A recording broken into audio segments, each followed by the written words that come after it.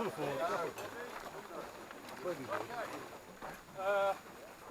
behalf of Sunlax and Bowman, I'd like to welcome you to Eisenhurst Estate.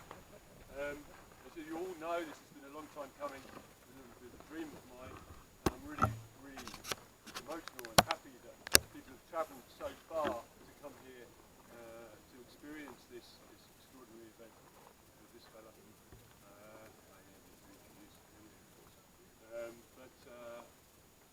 I'm not going to ramble on. I'm going to pass you over to Henry basically, and I'll talk to you again in a few minutes. Thanks, Phil. Thank you to open the speech. So first, of course, I have to say hello and thank you for the invitation coming over to UK and bring this kind of tournament here over. It's a story of 3 years, and I want to take time for a few words how I met this guy. So when I heard about it, was basically I think 4 years ago at the name was still Kill Tournament before people started blaming us because of the bad word kill. And this guy came there and said, wow, from UK, people traveling over from UK to the southern part of Germany called the Black Forest for my competition to come there and shoot special shooting positions what I have in my mind. I was really thrilled to meet some archers from UK there, and this long, tall, I don't really want to say ugly guy, came. Lanky is the word, Henry. Lanky. Okay. You got it out there, though, It didn't was you? really funny watching him. He had some kind of a really long wooden green dragon bow there, and to see him shooting, crawling into the branches and bushes, canting the bow and trying hardly. The success was not so big in the snow, because it was beginning of May in the Black Forest. We had snow, we had rain. It was pretty tough, I think. You know. Yeah, and then we had this night shots. You were there with a kid. Because the small kid beside you, you were going on the knees shooting with the kid, and bam, you were out. Yeah. That's the story how I met this guy, and somehow he got the idea to bring me over to UK, I think. So you enjoyed the shooting there, and now it's getting warm. I want to put my shirt out now. Before. Thank you. And he started to pass this idea to me, and finally, in the beginning, you know, this is out of my comfort zone. I have to travel to the UK. No, I don't use the F word. That's every time my American friends teaching me, don't use the F word, so I don't using it. So at the ferry, it was quite a story. I had to let my dog stare back, and they wanted that I declare my bow and every single arrow. Although it was not easy to come here over, but now, finally, to make a long story short, I'm here and bringing this kind of tournament over. This is the story. I have 4.45 points I want to talk about. This is the story of Phil and me, bringing this Kill tournament, called now Bowhunter Challenge, over to the UK. I want to give you also some information about the idea, what we are doing, and how this all started. We talked about this 2 days ago, and I think it's interesting for the people. It's also an explanation about the word traditional archery, because all over the people are talking about what the hell is traditional archery. So that's what we are doing here with this. Okay, I don't want to talk now about longbows, okay?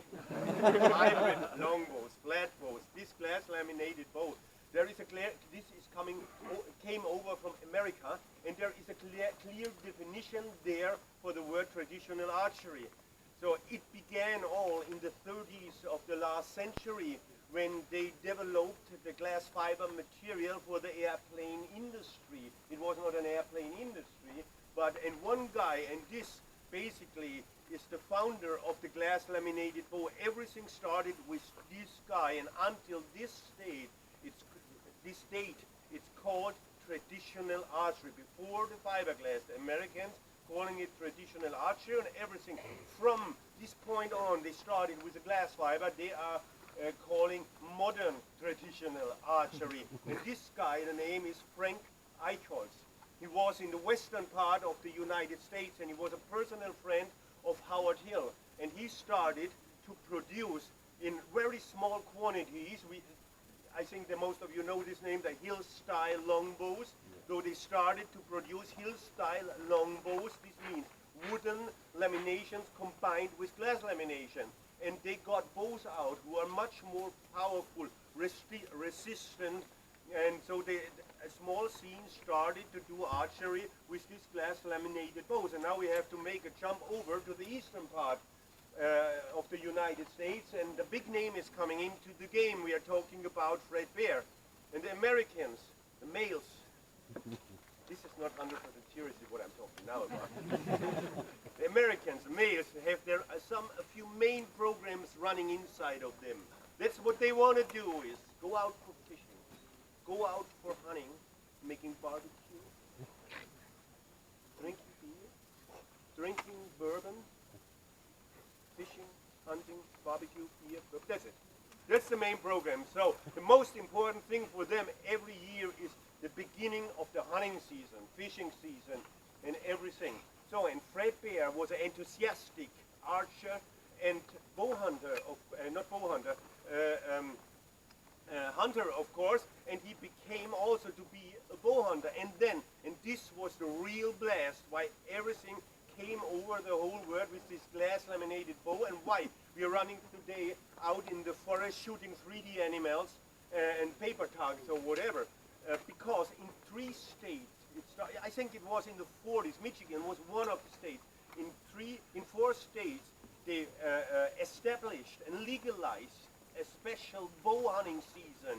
And the reason was not that the Americans are hard to go out hunting with bow and arrow, because this is quite difficult to get the game down with bow and arrow. You have to be, if you're shooting traditional, much closer. We are talking about 10, 15, 20 yards. That's it. That's the distance.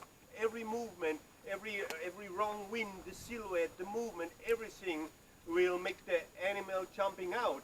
So it's pretty difficult. But the main reason it was not to go out for bow hunting. The main reason was the season was in front of their gun hunting season.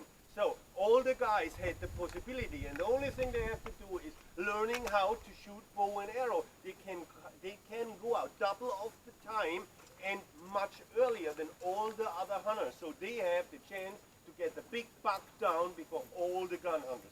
This was a real reason, and inside, or it need only a few years to get the bow hunting season established all over America. And how it came over to us, it's pretty simple. After the Second World War, and meanwhile, an archery scene growed out of this, because the most of you are not going out for bow hunting, but you enjoy going here out shooting 3D animal in the forest, and the same happened in the United States.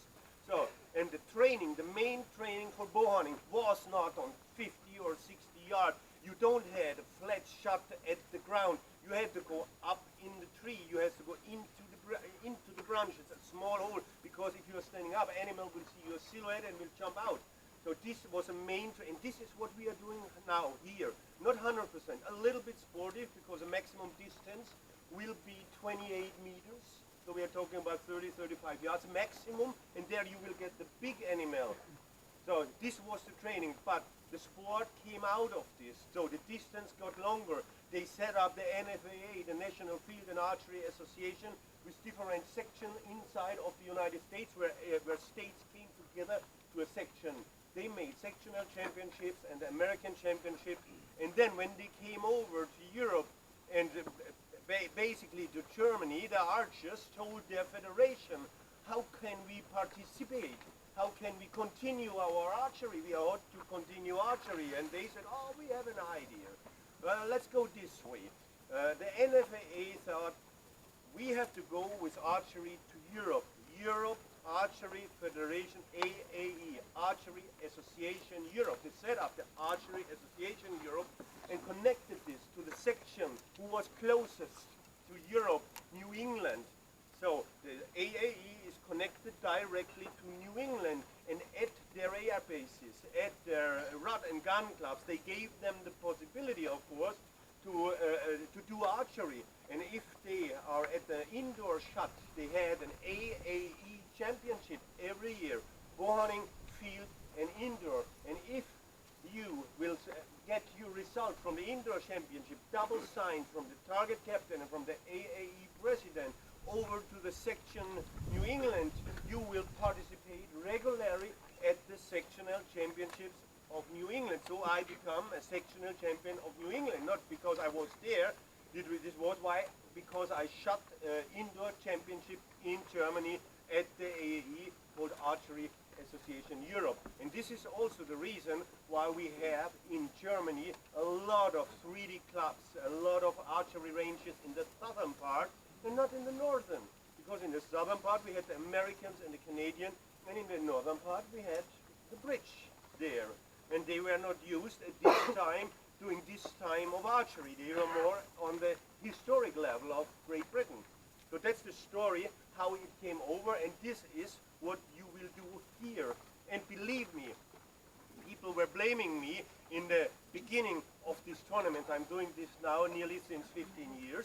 They were blaming me, oh, this is uncomfortable and there are some branches and everything. Yes, this is how it is when you're out and down. So when you're sneaking through Texas, hunting hawks or javelinas, and you had also getting also the order from your friends, hey, if you see some rabbits, bring 2 or 3 rabbits with, because we want to make tomorrow a stew. We need 10, 15 rabbits there, and you see some rabbits, and they are between the branches, and you're looking, there is the rabbit, and then you're trying to get the clear shot between the branches to the rabbit, and you're giving a shit if it's comfortable or not comfortable. There is the game. Just take your chance if you have the chance. And this is what we are doing now.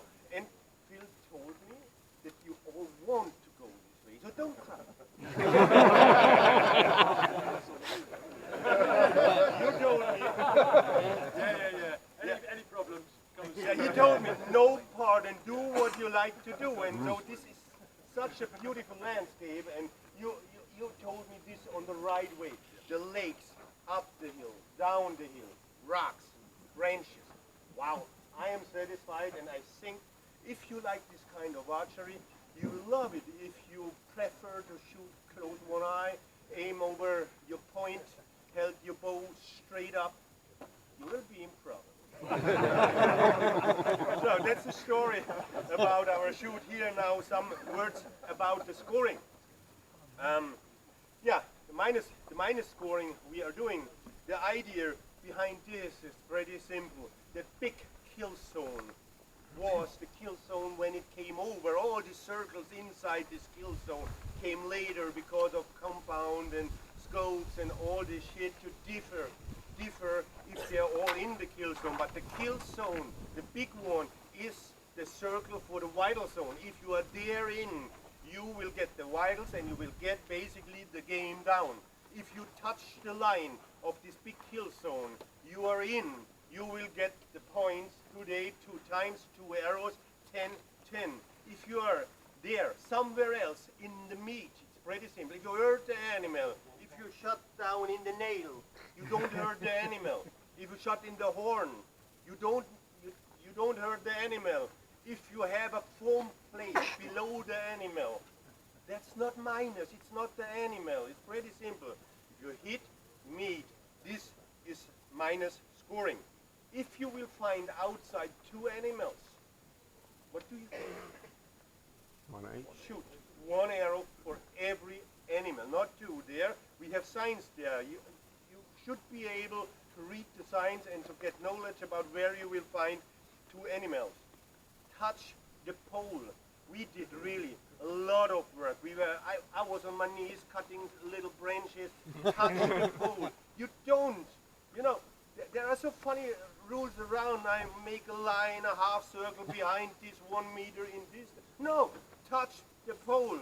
You can go in front of the pole. I'm expecting that you will see the channel where I want to see your arrow fly in.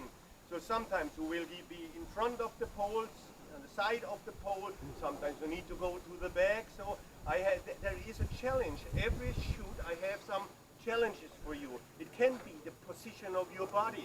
It can be the angle down. It can be the angle of the animal, that you will have a very steep angle. It can be that there are 2. The one here, the pheasant, that's really nice. You will see the kill, and the 2 little small trees have distance This, I make the shot. Every shot they're outside. Well, I thought maybe this is too difficult. I did this yesterday, and I will be out, walking around, talking to you. And if you think this shot will not be possible, please tell me, and I will do it. So, don't break any branch. They are there out of reason, because in some small branches, if they are there, they are here to bring you down at your knees. Don't break them. So if you have a really long bow, this is your own decision to shoot this bow. Mother Nature, so the American saying, if you are there at the tree stand and the buck is here or there, Mother Nature gives a shit on it. If you are a right-hand shooter, a left-hand shooter, if you have a big bow, a small bow, a long bow, or whatever, it's your decision. You are there outside. So at the pole, you can take the decision to shoot or not to shoot. The first time we changed the rules here for UK, and this will be also for all kill tournaments in future. Today, 2 arrows, 10, 10 in the kill. In the body, you will get -2, -2. If you take the decision not to shoot, you will get -5. You are here to shoot. You are not here to watch and calculate points together to get the maximum out.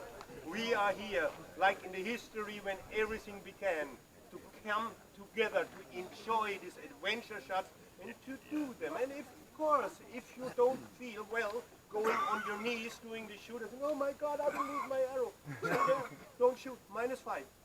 Tomorrow, only 1 arrow, 20 in the kill zone. You will get -5 if you, no, -5 if you will hit the body, and you will get -7 if you don't take the shots. So you can decide, take both shots, or let them be, but don't play around. This is not the background of this tournament.